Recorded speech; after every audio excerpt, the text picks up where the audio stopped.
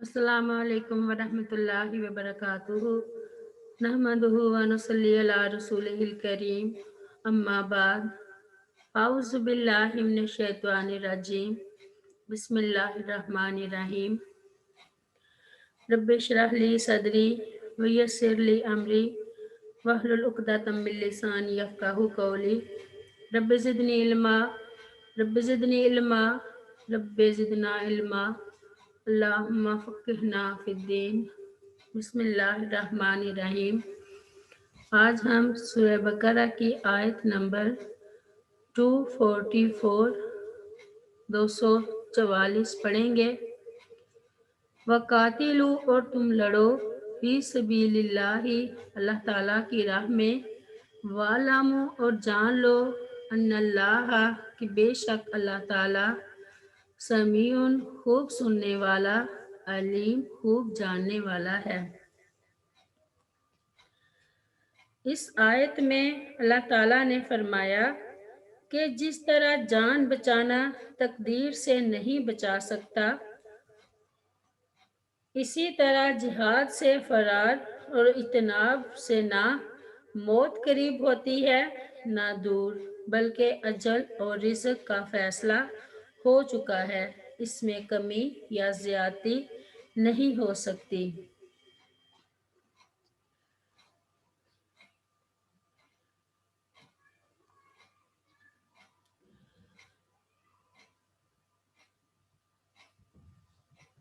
آیت میں مسلمانوں کو جہاد کا حکم دیا جا رہا ہے۔ اس سے پہلے اس واقعے کے بیان میں یہی حکمت ہے کہ جہاد سے جی مت چراؤ، موت و حیات تو اللہ تعالیٰ کے قبضے میں ہے، اور اس موت کا وقت بھی متعین ہے جسے جہاد سے گریز و فرار کر کے تم ٹال نہیں سکتے۔ آیت نمبر 245۔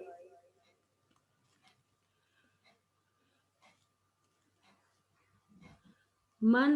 ذی کون ہے وہ جو یقرض اللہ قرض دے اللہ تعالیٰ کو،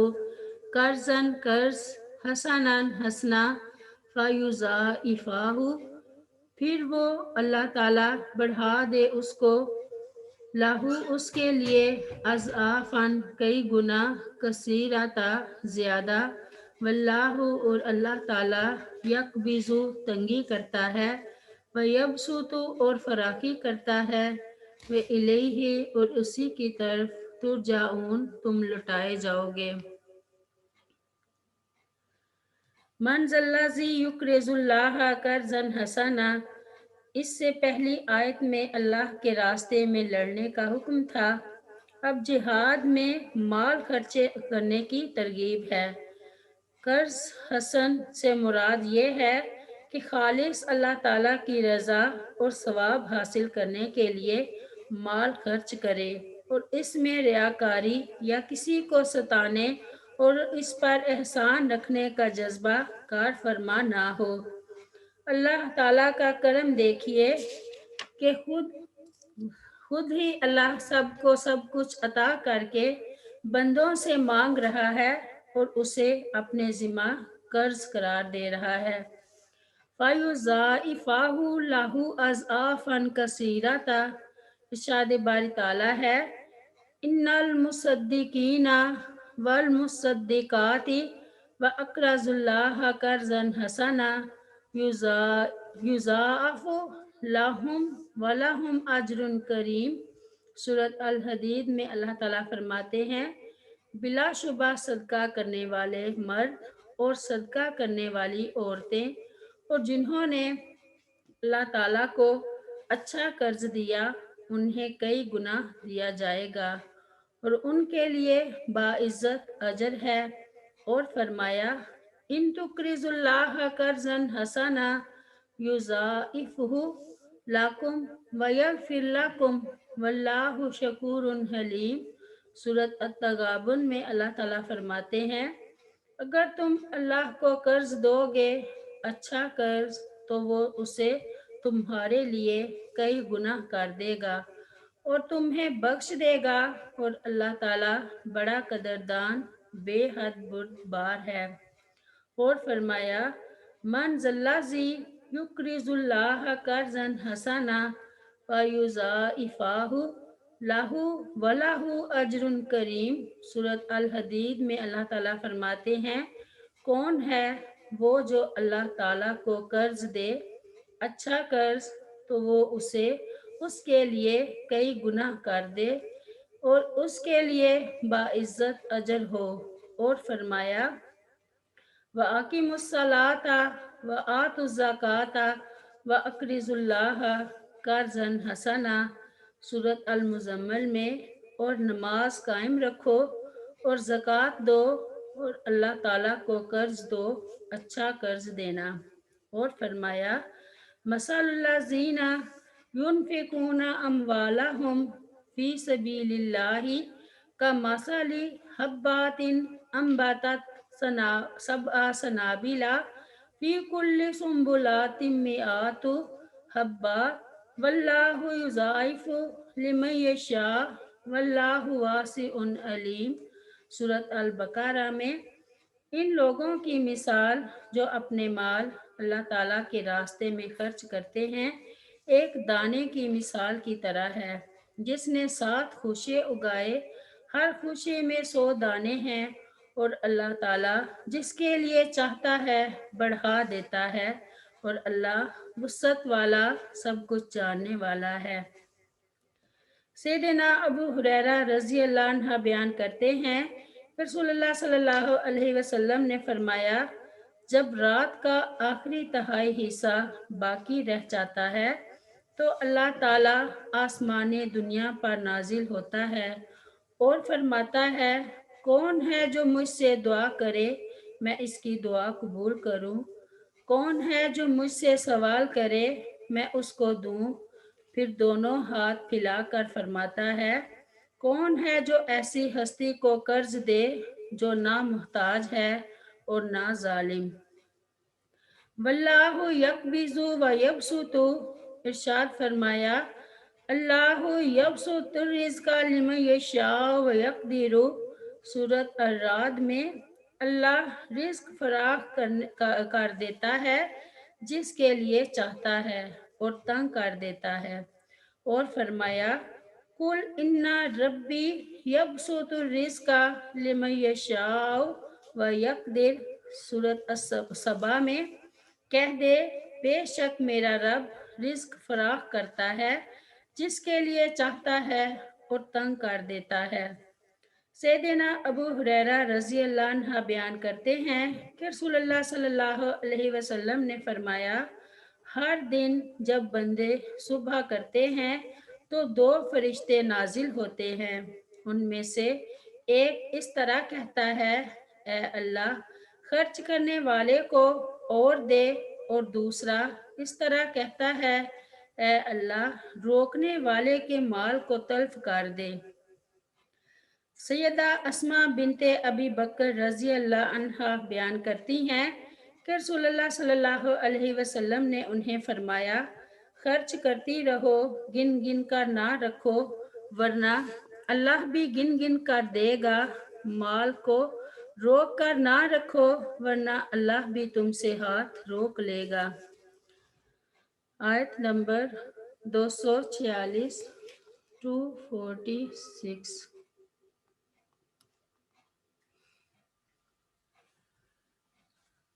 علم ترا، کیا نہیں آپ نے دیکھا،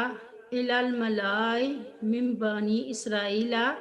ایک جماعت کی طرف بنی اسرائیل میں سے، من بعد موسیٰ، موسیٰ علیہ السلام کے بعد، اس جب قالو انہوں نے کہا، لنبی اللہ مبعث، اپنے نبی سے آپ مقرر کر دیں،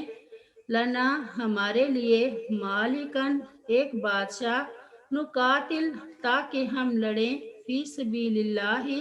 اللہ تعالیٰ کی راہ میں۔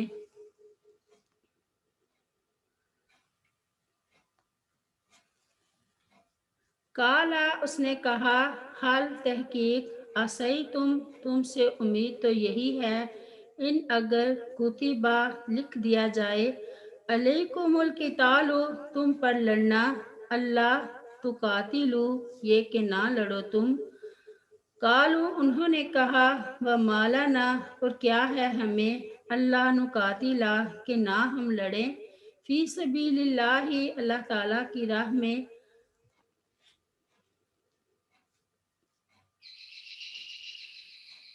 وقت حالانکہ تحقیق اخرجنا ہم نکال دیے گئے ہیں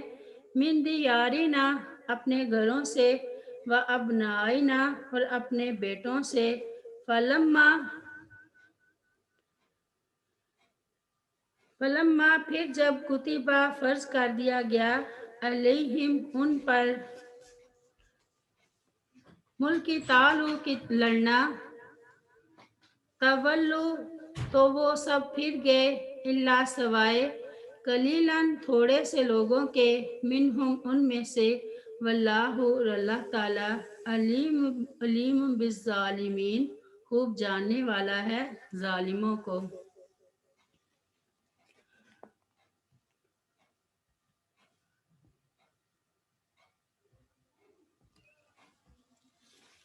آیت نمبر 247 وقالا اور کہا لہم ان سے نبیہم ان کے نبی نے ان اللہ بے شک اللہ تعالیٰ نے قد بعثا تحقیق مقرر کیا ہے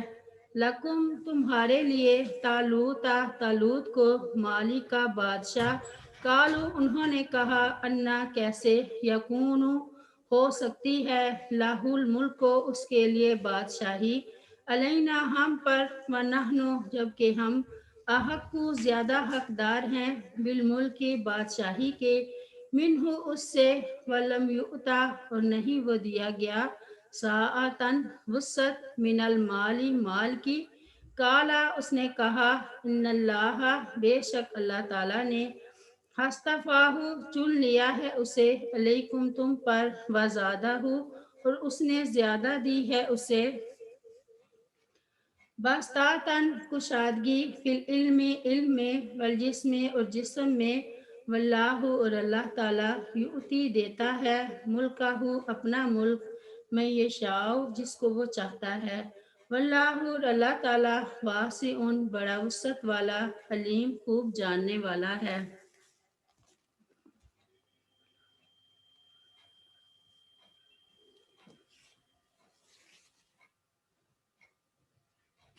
آیت نمبر 248 وقالا اور کہا لہم ان سے نبیہم ان کے نبی نے انا بے شک آیات نشانی ملک ہی اس کی بادشاہی کی ان یہ کہ یاتیاکم التابوت آئے گا تمہارے پاس صندوق فیہ اس میں سکیناتن سکنیت ہوگی می ربکم تمہارے رب کی طرف سے وبقیاتن اور بقیہ چیزیں ہوں گی مما اس سے جو طرح کا چھوڑ گئے تھے آل موسیٰ و آل ہارون اور آل ہارون تحملوہ اٹھائے ہوئے ہوں گے اس کو الملائکات فرشتے ان فی ذالک بلا شبہ اس میں لآیاتن یقیناً عظیم نشانی ہے لکم تمہارے لیے ان کنتم اگر ہو تم مؤمنین مومن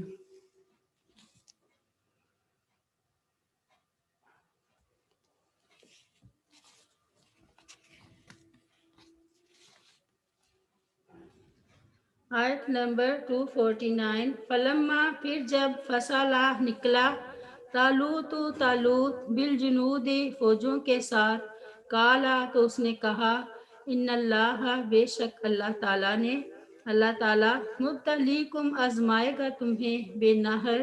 ایک نہر کے ساتھ فمن سو جس نے شاربہ پیا پانی منہ اس سے سیر ہو کر فلیسا تو نہیں ہے وہ منی مجھ سے ومن اور جس نے لم یطعمہ نہ چکھا اس سے فإنہ تو بلا شبہ وہ منی مجھ سے ہے اللہ مگر من طرفا جو چلو برے غرفاتن ایک چلو بھی یادی ہی اپنے ہاتھ سے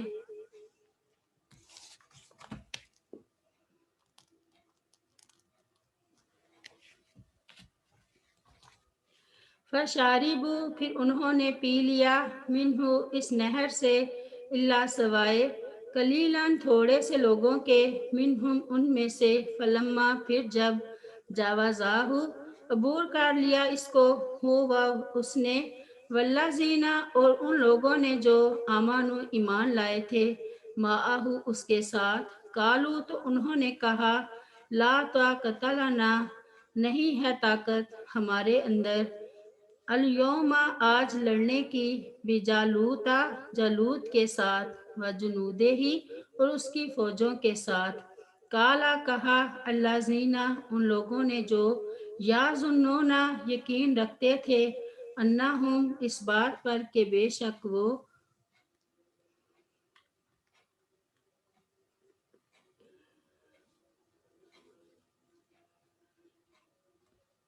ملاقو ملنے والے ہیں اللہ سے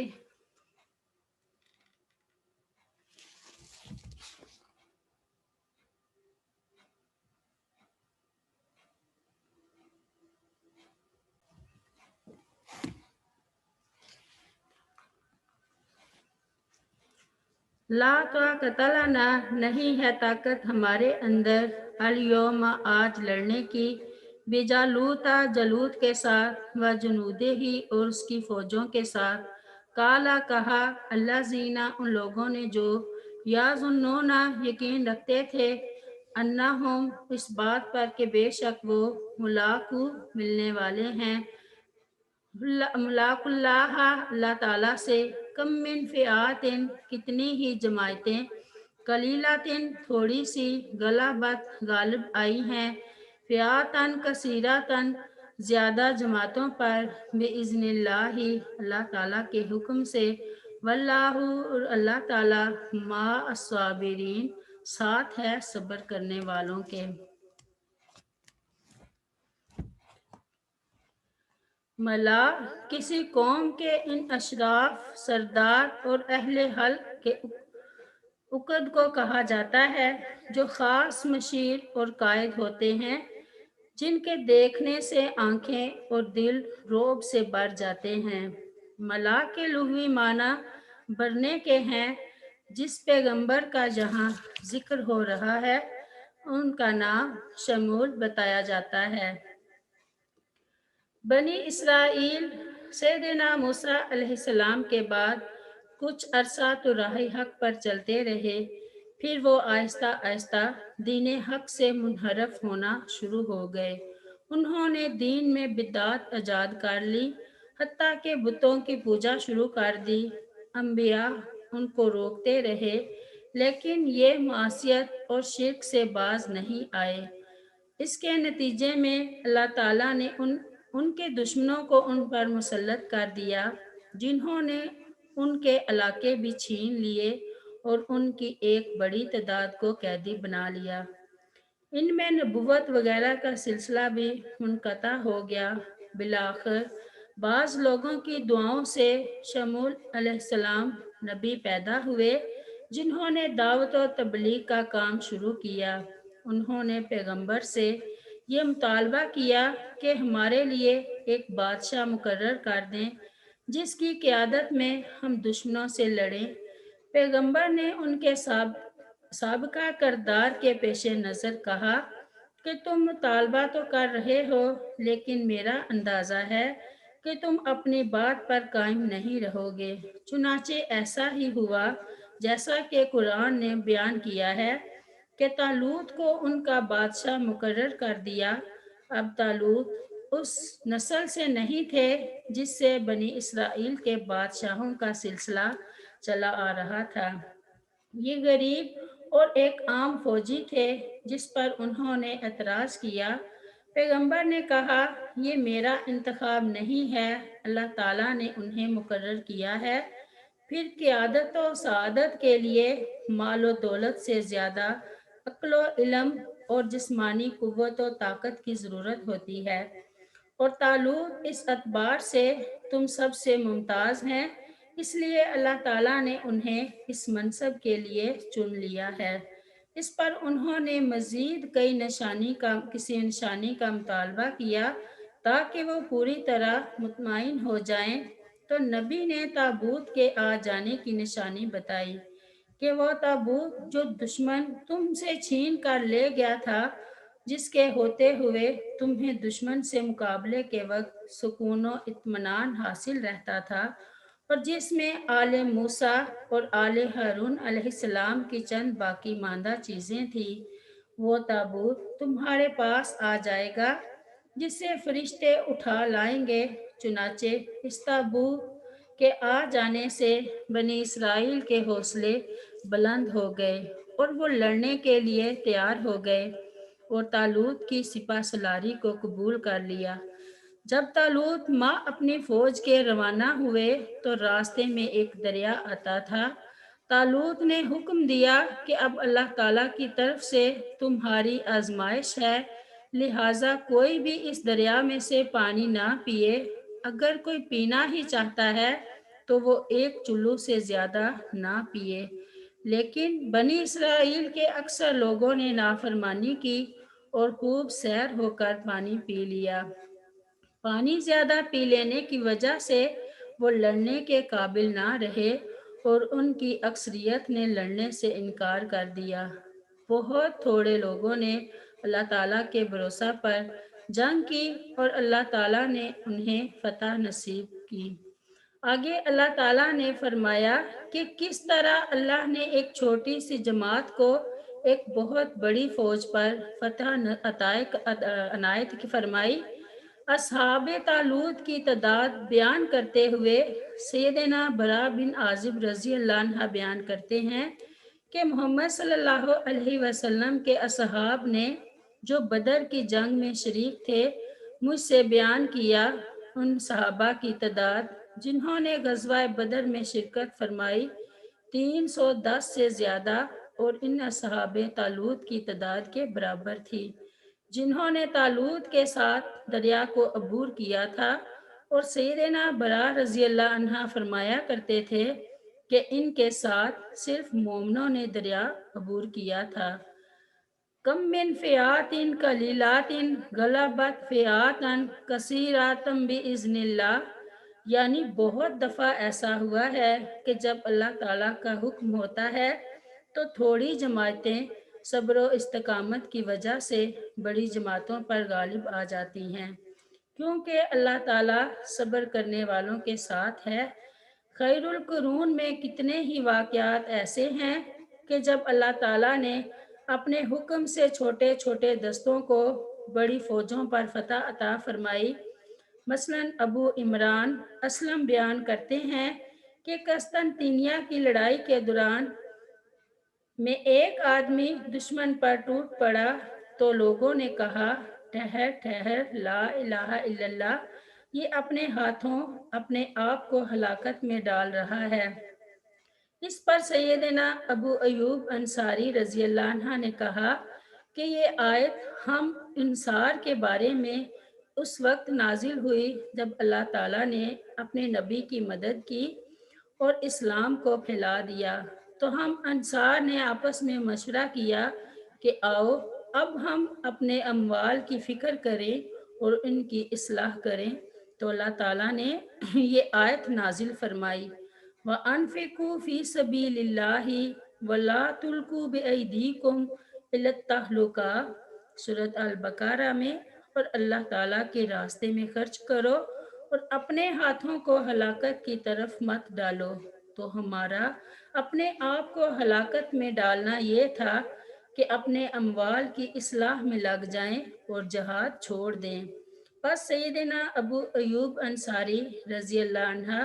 ہمیشہ میدان جنگ میں ڈٹے رہے حتیٰ کہ روم کی سرزمین قسطنطنیہ میں دفن ہوئے۔ سیدنا عبد الرحمن بن عوف رضی اللہ عنہ بیان کرتے ہیں کہ میں غزوہ بدر میں مجاہدین کی صف میں کھڑا تھا۔ جب میں نے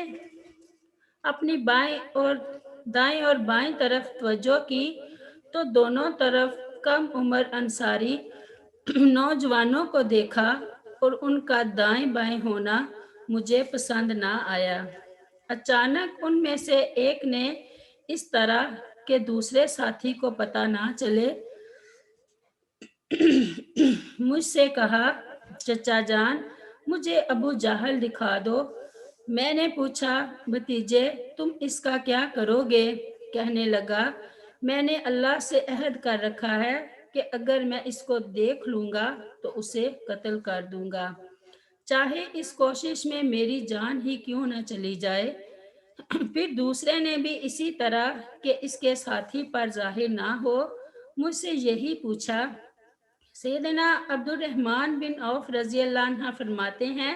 کہ اس وقت ان دونوں نوجوانوں کے درمیان کھڑے ہو کر مجھے بہت خوشی ہوئی اور میں نے اشارے سے ان دونوں کو ابو جہل دکھا دیا۔ یہ دونوں ابو جہل کی طرف دو عقابوں کی طرح جھپٹے اور اسے قتل کر دیا۔ یہ دونوں سیدہ افرا رضی اللہ عنہ کے بیٹے تھے۔ سیدنا انس بن مالک رضی اللہ عنہ بیان کرتے ہیں کہ میرے چچا انس بن نضر رضی اللہ عنہ رسول اللہ صلی اللہ علیہ وسلم کے ساتھ بدر کے معرکہ میں شریک نہ ہو سکے تو انہیں اس کا بڑا صدمہ ہوا۔ کہتے تھے پہلا معرکہ جس میں رسول اللہ صلی اللہ علیہ وسلم موجود تھے اور میں اس سے غائب تھا۔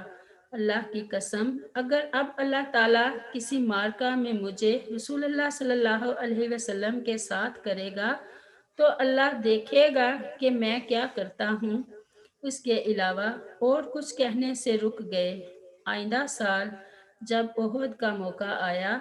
تو آپ سعد بن معاذ رضی اللہ عنہ کے سامنے آئے اور کہنے لگے اے ابو عمرو کہاں کا ارادہ ہے؟ پھر کہتے ہیں سبحان اللہ، جنت کی خوشبو کے کیا کہنے، مجھے تو احد پہاڑ کے دوسری طرف سے جنت کی خوشبو آ رہی ہے۔ پھر وہ بڑی شجاعت سے لڑے حتیٰ کہ شہید ہو گئے۔ ان کے جسم پر 80 سے زیادہ تلوار، نیزے اور تیروں کے زخم پائے گئے۔ میری پھپھی ربی بنت نضر رضی اللہ عنہ کہتی ہیں کہ میں نے اپنے بھائی کی شناخت صرف ہاتھ کے پوروں سے کی۔ سیدنا انس رضی اللہ عنہ کہتے ہیں کہ جب یہ آیت نازل ہوئی من المؤمنین رجال صدقوا ما عاہدوا اللہ علیہ فمنہم من قضی نحبہ ومنہم من ینتظر وما بدلوا تبدیلا۔ سورۃ الاحزاب کی آیت مومنوں میں سے کچھ مرد ایسے ہیں